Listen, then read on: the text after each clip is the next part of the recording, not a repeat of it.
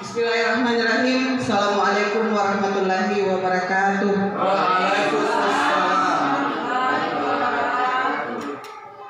Yang terhormat Ibu Kepala Sekolah yang sempat hadir, kemudian rekan-rekan guru, Bapak Ibu guru yang sempat hadir di ruangan ini.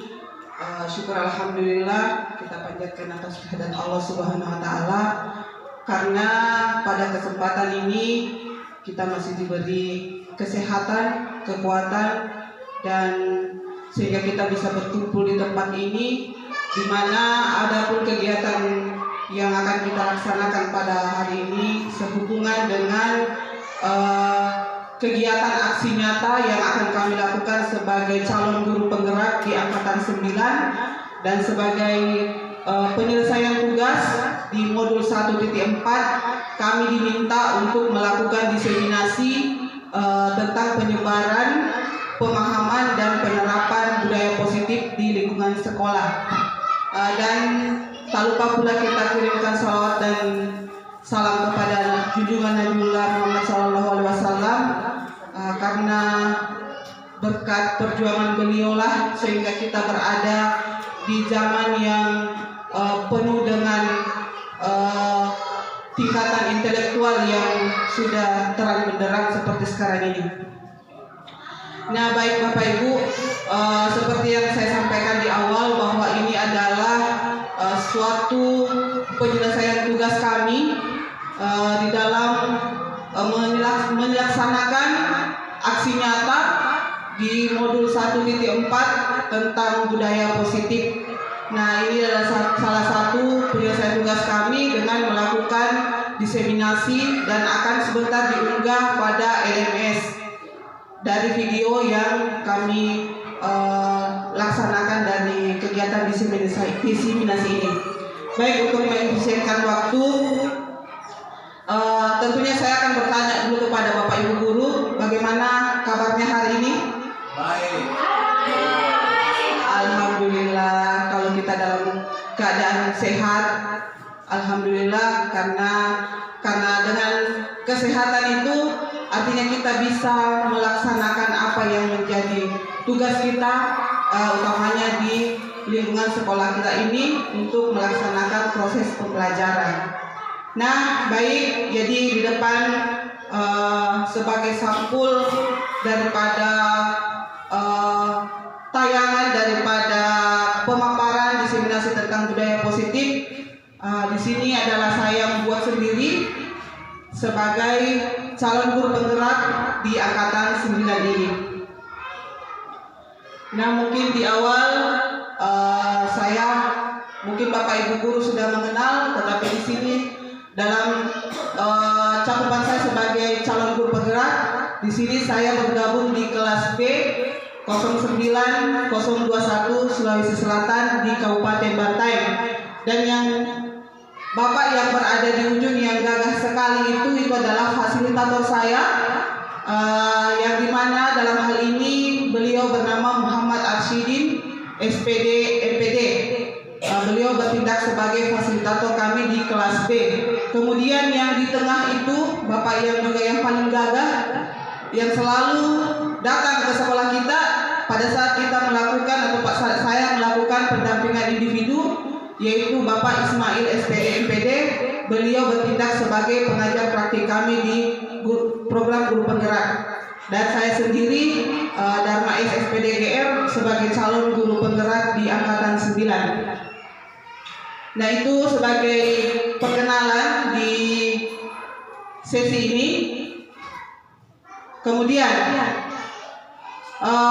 sebagai konsep inti budaya positif, kita mengenal ada 8 materi yang dipaparkan di konsep inti budaya positif ini, yaitu yang pertama adalah paradigma perubahan belajar, dan yang kedua disiplin positif, yang ketiga itu adalah nilai-nilai kebajikan, yang keempat kebutuhan dasar manusia, yang kelima motivasi perilaku manusia, keenam posisi kontrol guru, yang ketujuh adalah keyakinan kelas, kemudian yang terakhir itu adalah segitiga restitusi.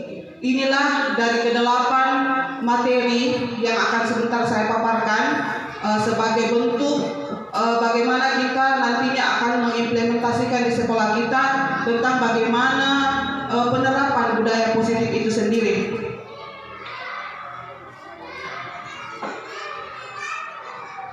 Baik Bapak Ibu, untuk melengkapi pemahaman kita, tentunya di materi pertama kita ini adalah bagaimana kita melakukan pembelajaran dengan paradigma baru dengan mengacu pada profil pelajar Pancasila, di mana kita ketahui di sini profil pelajar Pancasila itu sendiri ada 6. Nah, ini semualah yang akan kita menjadikan acuan di dalam melakukan proses pembelajaran yang khususnya ada di kelas kita yang sekarang kita laksanakan itu di 4 kelas, yaitu kelas 1, kelas 2, kelas 4 dan kelas 5. Nah, di sini sebagai paradigma baru yang akan kita lakukan, yang dulunya mungkin kita mengenal yang namanya pembelajaran itu berpusat kepada guru atau teacher center. Nah, dengan kita merubah paradigma kita bahwa pembelajaran yang seyogianya kita lakukan itu harusnya berpusat kepada murid.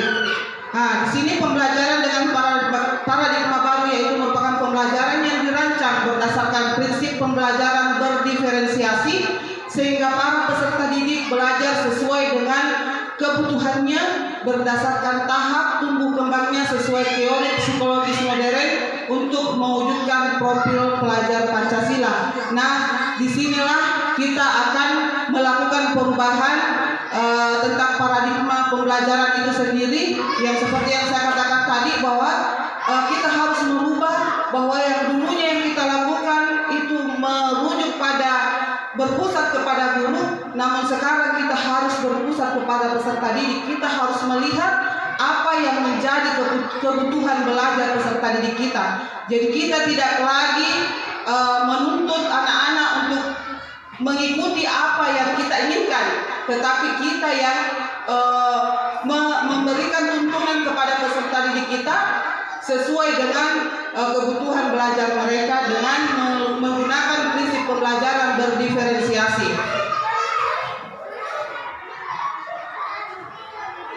Nah, selanjutnya sebagai miskonsepsi tentang teori kontrol, yaitu yang selama ini yang selalu kita lakukan bahwasanya guru itu mengontrol murid.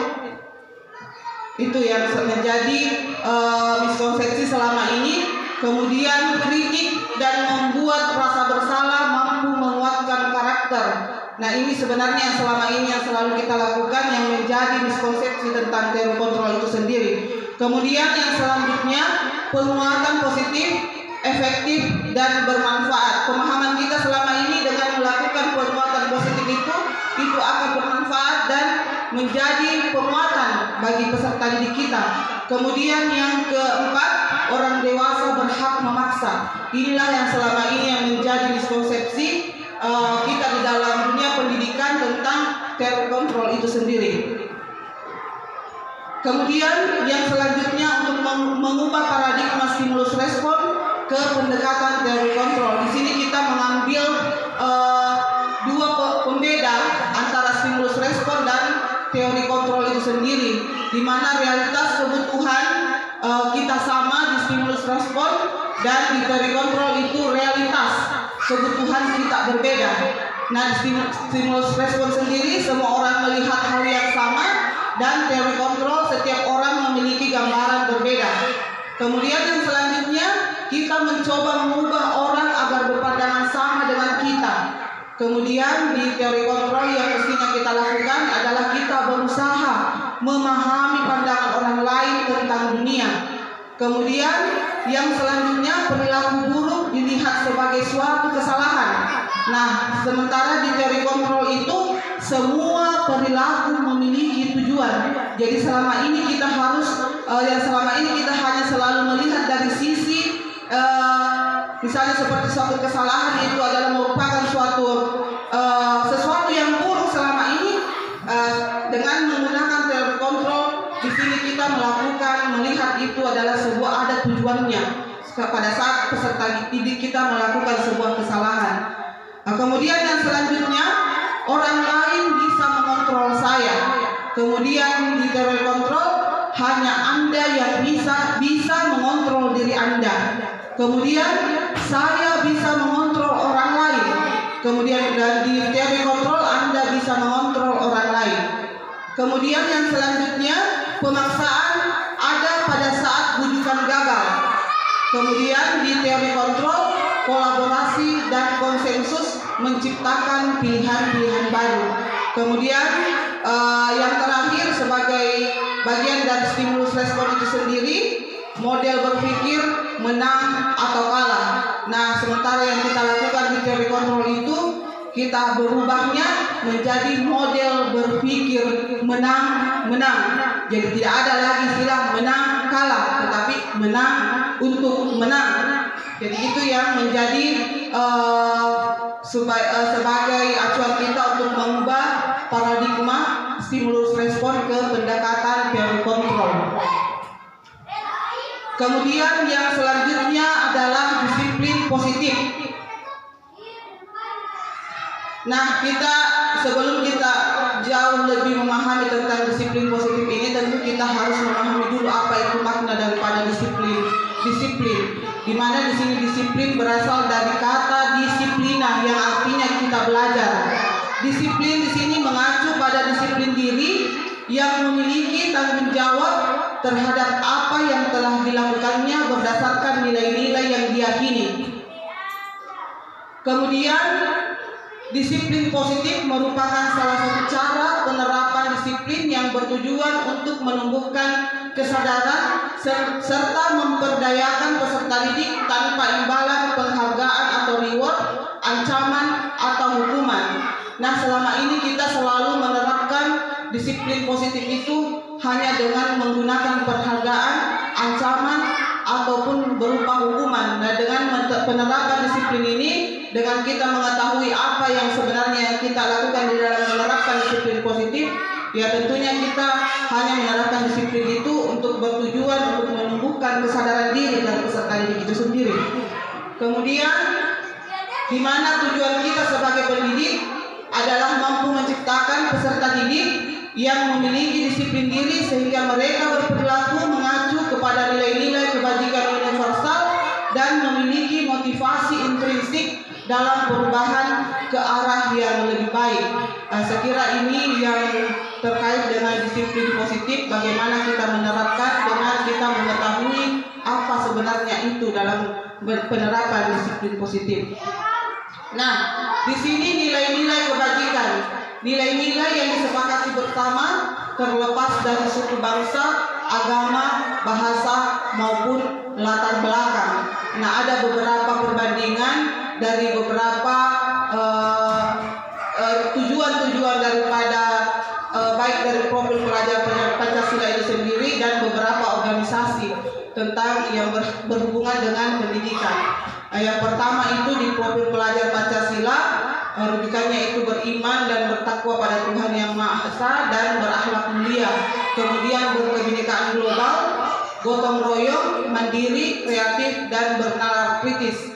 Dan di Ibu Primary Years Program atau PYP dikenal sebagai toleransi, rasa hormat, integritas, mandiri, menghargai, antusias, empati, keingintahuan, kreativitas, kerjasama, percaya diri, dan komitmen. Kemudian di keterampilan hidup atau life skill, di sini dapat dipercaya, lurus hati, pendengar yang aktif, tidak merendahkan orang lain, dan memberikan yang terbaik dari diri. Dari inilah beberapa sandingan daripada nilai-nilai kebajikan berdasarkan dengan tujuan dari setiap organisasi yang terdapat dalam dunia pendidikan kita. Kemudian yang selanjutnya adalah kebutuhan apa yang menjadi kebutuhan dasar manusia. Nah, kebutuhan dasar manusia yaitu merupakan sesuatu yang telah kita lakukan untuk mendapatkan apa yang kita inginkan. Seluruh tindakan yang kita lakukan memiliki tujuan tertentu dan semua usaha terbaik yang kita lakukan merupakan hal yang dapat kita lakukan agar apa yang menjadi kebutuhan dasar kita dapat terpenuhi.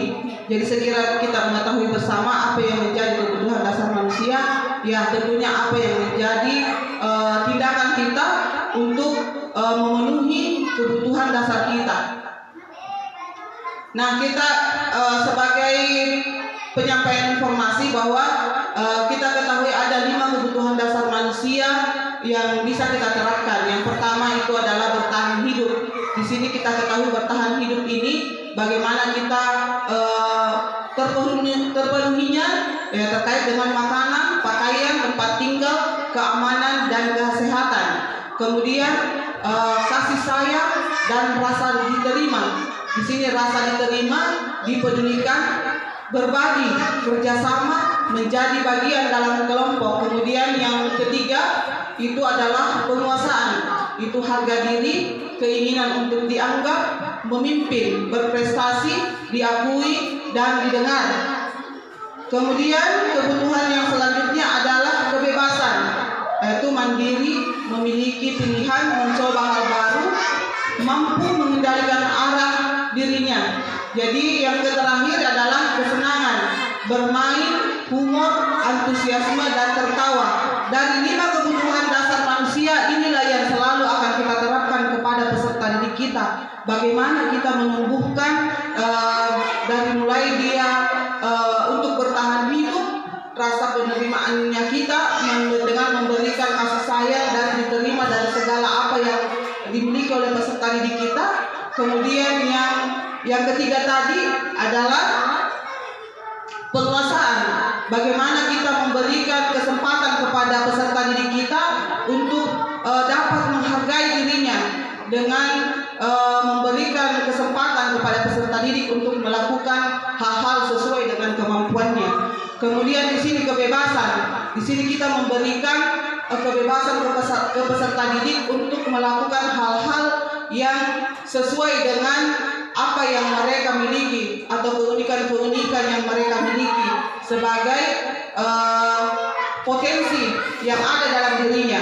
Kemudian kesenangan, kita berusaha kepada peserta didik kita untuk di dalam melakukan proses, baik di proses di dalam kelas maupun di luar kelas, kita memberikan sesuatu yang menurut mereka dapat menjadikan hati mereka senang di dalam menerima, baik itu berupa pelajaran atau nasihat. Kemudian yang selanjutnya, motivasi perilaku manusia. Nah, kita kenal ada 2 motivasi yang terdapat dalam diri kita sebagai manusia, yaitu yang pertama tentunya adalah motivasi ekstrinsik atau motivasi di mana di sini adalah motivasi yang berasal dari luar. Ya, di sini sesuai dengan motivasi ekstrinsik, yaitu yang pertama menghindari ketidaknyamanan, mendapatkan imbalan, penghargaan dari orang lain.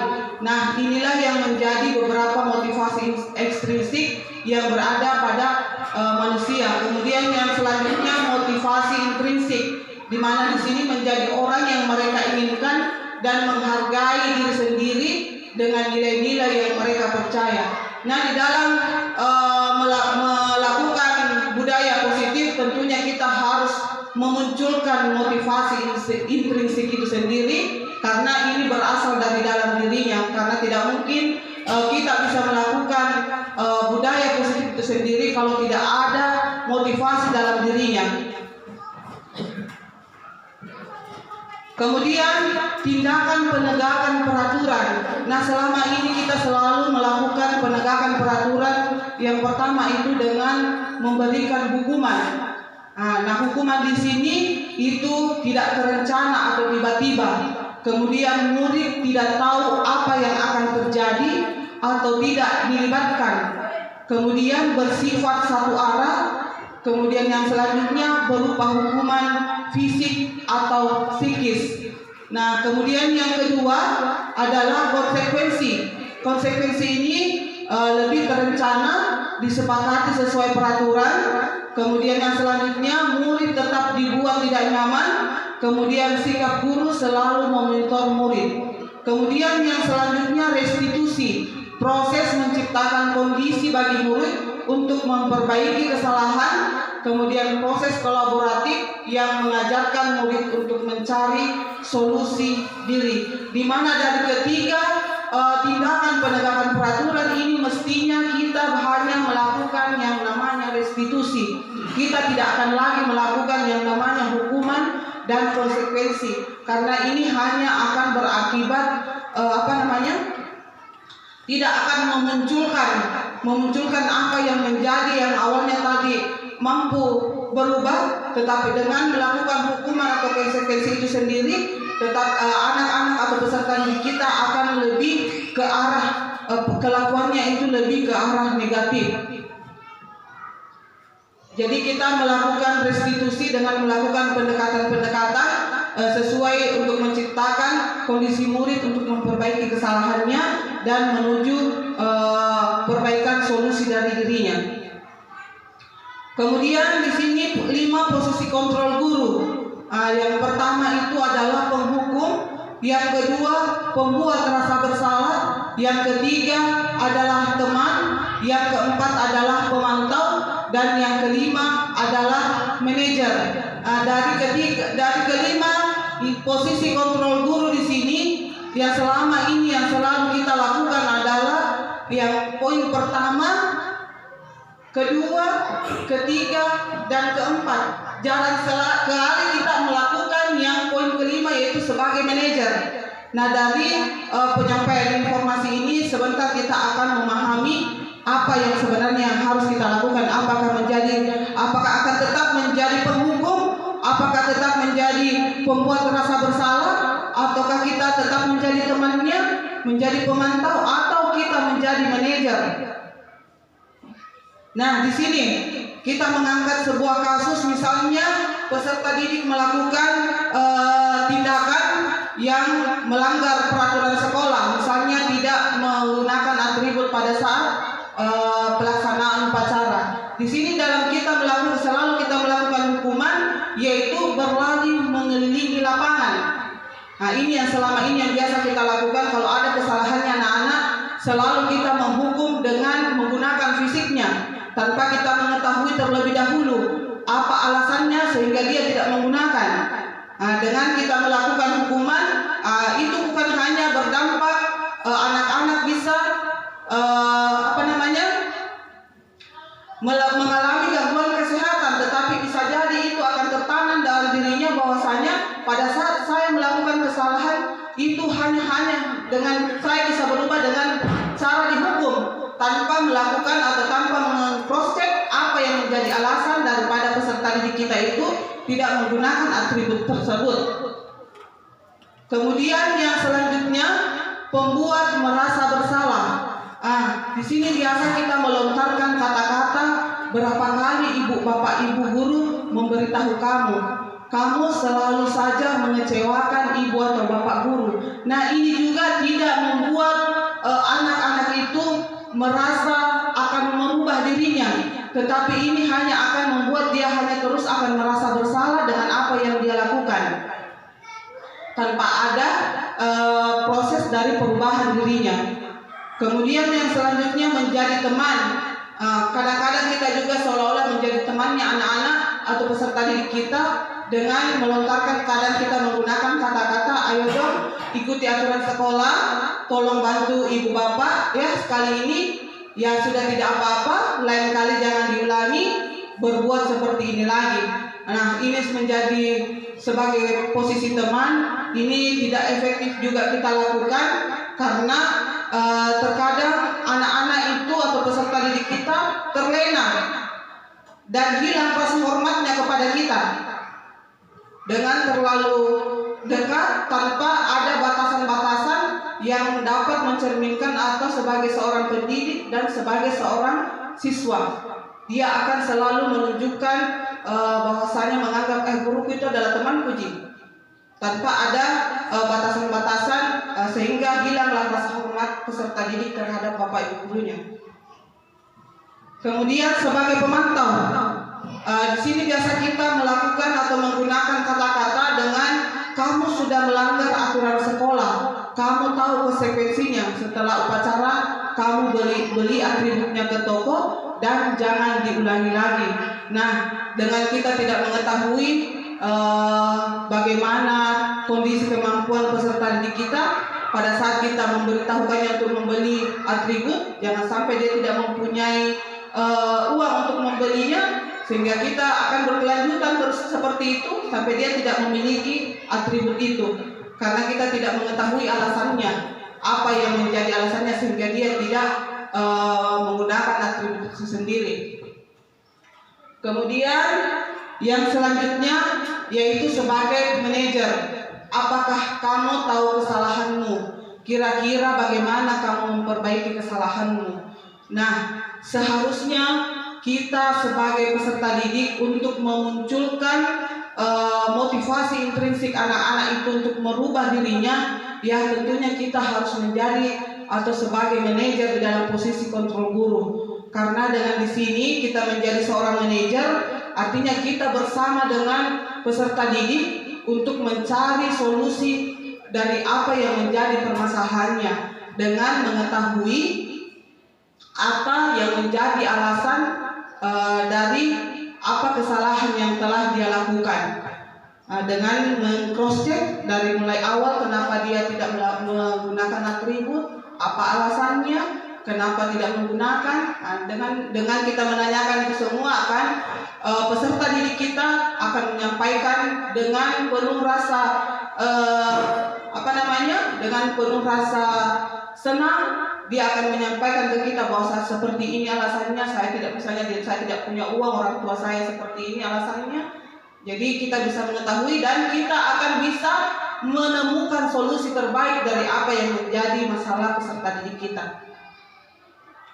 Kemudian di sini kita akan mencoba mencari tahu posisi kontrol. Apakah saya kecewa sekali dengan kamu?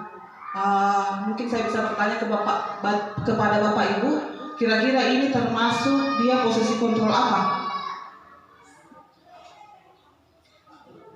Dari 5 posisi kontrol tadi, penghukum, pembuat rasa bersalah, teman, pemantau, atau manajer?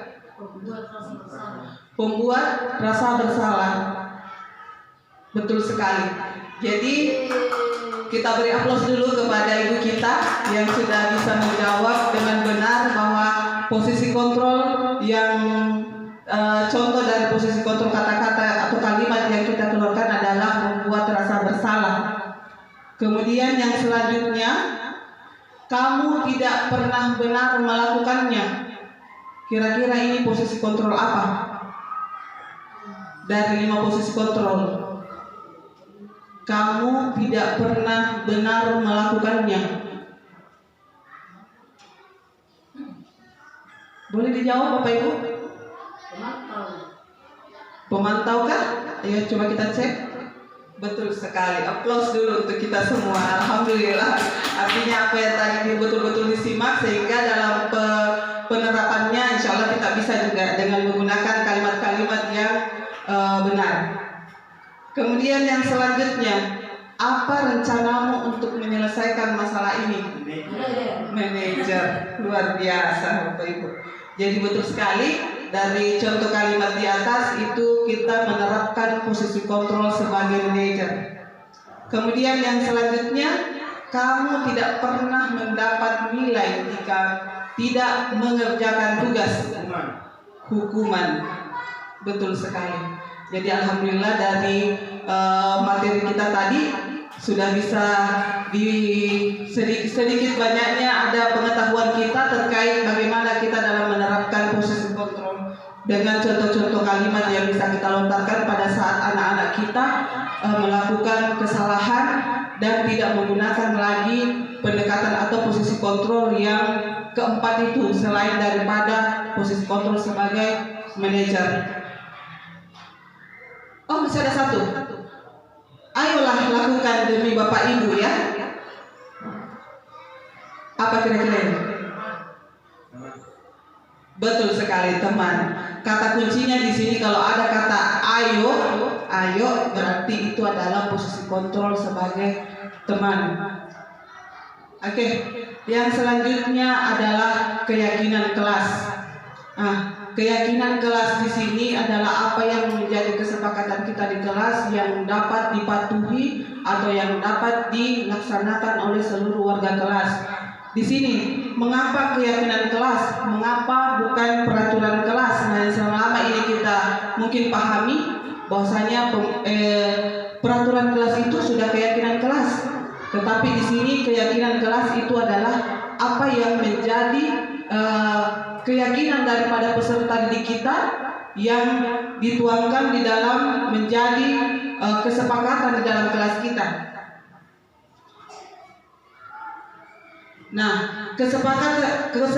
keyakinan kelas kita itu biasanya kita melakukan diskusi atau rembuk dengan peserta didik kita apa yang bisa menjadi keyakinan kelas kita sesuai dengan kesepakatan kita. Ya, biasanya kita rembuk dengan menggunakan ini salah satu contoh penerapan pada saat kita melakukan diskusi dengan peserta didik dengan memberikan kertas post-it dan menggunakan spidol dan kertas plano supaya sebentar atau karton supaya kita bisa sebentar mengetahui daripada apa yang menjadi masukan-masukan dari peserta didik kita sesuai dengan apa yang mereka ingini yang bisa dia sepakati. Karena dengan keyakinan kelas dia yang membuat, dia sendiri yang akan melaksanakannya.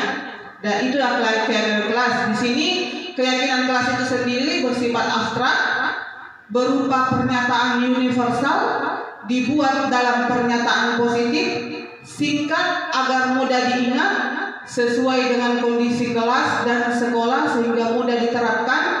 Semua warga kelas atau warga sekolah dilibatkan dalam pembuatan keyakinan kelas. Nah, biasanya di sini peserta didik itu akan menuangkan pikiran-pikirannya dengan menuliskan apa-apa yang mereka yang bisa lakukan di dalam kelasnya sendiri. Nah, seperti contohnya contoh daripada keyakinan kelas itu sendiri, misalnya biasanya kita menggunakan kata-kata misalnya jangan datang terlambat. Ya, biasanya itu anak-anak bahasanya seperti ini, tidak terlambat ke sekolah.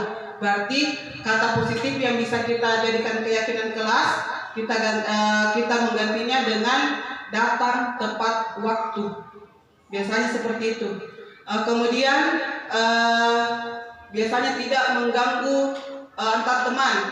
Nah, berarti kata positif yang bisa gunakan saling menghormati antar teman. Itu salah satu contoh penggunaan kata-kata yang bisa kita tuangkan menjadi bentuk keyakinan kelas. Dan masih banyak lagi keyakinan-keyakinan kelas yang nantinya akan muncul pada saat kita melakukan rembuk bersama peserta didik sesuai dengan masukan-masukan dari peserta didik kita sendiri. Kemudian guru nanti yang akan menyatukan apa yang menjadi kesepakatan kita yang menjadi keyakinan kelas kita. Nah, yang selanjutnya adalah segitiga restitusi. Nah, segitiga restitusi yang kita lakukan di sini adalah sebuah proses dialog yang dilakukan oleh guru agar dapat menghasilkan murid yang mandiri dan bertanggung jawab. Nah, segitiga restitusi ini biasanya kita lakukan itu pada saat peserta didik kita melakukan atau ada kasus-kasus di lingkungan sekolah kita. Misalnya ada perkelahian atau antar peserta didik atau ada hal-hal yang menjadi kesalahpahaman antar peserta didik atau bahkan antar sesama guru, bisa kita menerapkan yang namanya segitiga restitusi dengan 3 langkah yang kita lakukan. Yang pertama itu kita akan menstabilkan identitas, kemudian yang kedua memvalidasi tindakan salah, kemudian yang ketiga adalah menanyakan keyakinan. Nah, selama ini kan biasanya kita hanya langsung saja, kau itu begini, kenapa kau lakukan begini, kenapa kau bertengkar dengan temanmu. Biasanya kita hanya melakukan seperti itu. Tetapi dengan melakukan budaya positif ini, kita berusaha menerapkan segitiga restitusi dalam penyelesaian masalah. Karena ini adalah proses dialog sehingga kita menemukan solusi yang terbaik dari apa yang menjadi kasus dari peserta didik kita.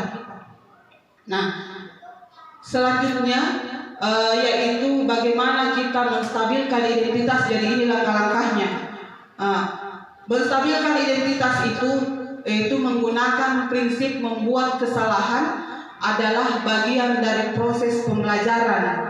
Biasanya itu anak-anak melakukan tindakan-tindakan seperti itu bukan tanpa alasan, tetapi karena ada hal-hal yang menjadi pembelajaran bagi dia nantinya pada saat dia melakukan. Tapi dengan kita melakukan menstabil restitusi segitiga itu dengan langkah menstabilkan identitas, kita akan menggunakan kata-kata seperti ini, yaitu berbuat salah itu wajar, tidak ada manusia yang sempurna. Kemudian bapak atau ibu tidak mau mencari siapa yang salah, tapi bapak ibu ingin mencari solusi dari permasalahan ini.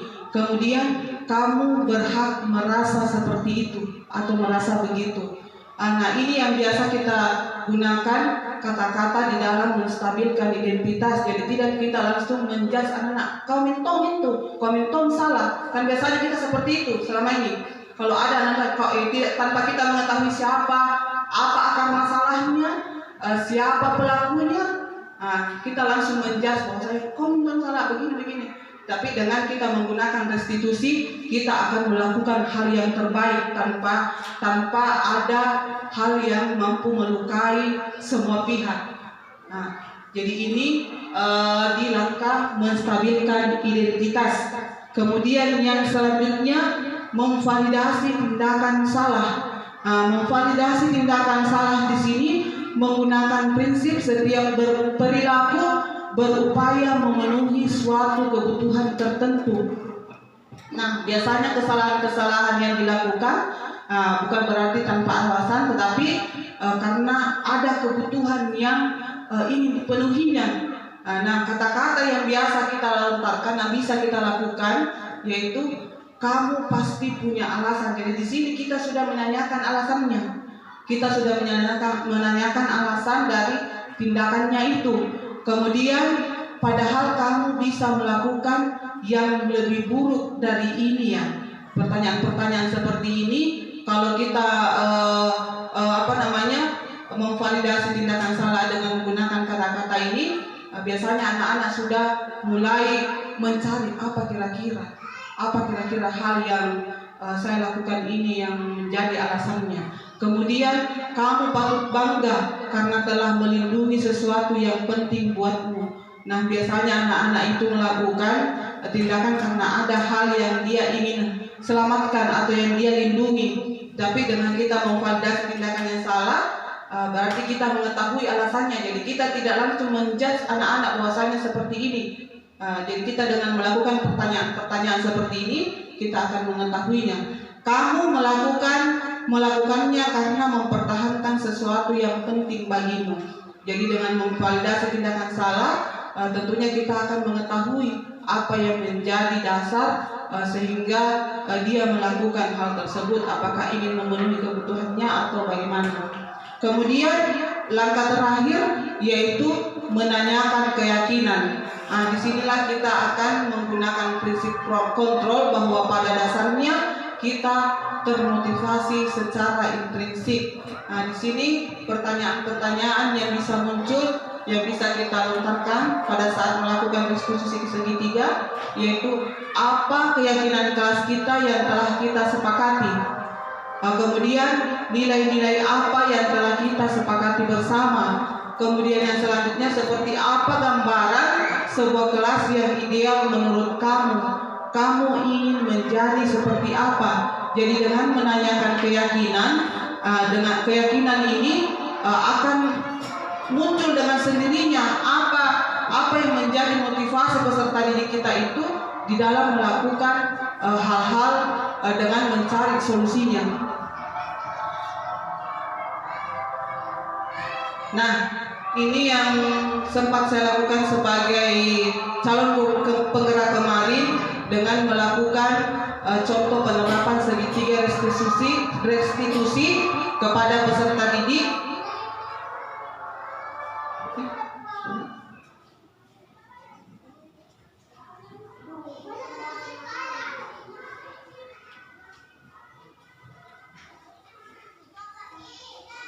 Langkah pertama tadi itu menstabilkan identitas dengan menanyakan berdasarkan informasi yang kita dengar, dengan menanyakan langsung ke peserta didik dengan contoh-contoh kalimat yang kita lakukan tadi. Dalam segitiga restitusi ini kita melakukan tiga langkah tadi. Yang pertama itu adalah menstabilkan identitas, kemudian memvalidasi tindakan salah, dan yang terakhir itu menanyakan keyakinan. Nah, sebagai kesimpulan dari kegiatan kita kali ini, yaitu dalam penerapan konsep inti budaya positif, kita harus merubah paradigma pembelajaran yang dari berpusat pada guru menjadi berpusat pada murid, menuntun murid sesuai kodrat alam dan kodrat zaman agar murid mencapai kebahagiaan yang setinggi-tingginya dan sesuai kebutuhan belajar murid. Dan seorang guru senantiasa menjadi teladan, terus membimbing dan memotivasi murid agar terwujud cita-cita profil pelajar Pancasila. Kemudian tidak lagi menggunakan posisi kontrol sebagai penghukum dalam mendisiplinkan murid, namun menerapkan sebagai manajer. Kemudian yang selanjutnya, dan dalam penyelesaian masalah seharusnya kita menggunakan segitiga restitusi agar tercipta lingkungan belajar yang nyaman dan aman bagi seluruh warga sekolah. Nah, itulah tadi yang menjadi kesimpulan daripada kegiatan kita kali ini, yaitu diseminasi, penerapan, dan pemahaman kita terkait dengan budaya positif yang bisa kita implementasikan di lingkungan sekolah. Terima kasih. Salam guru penggerak, tergerak, bergerak, dan menggerakkan.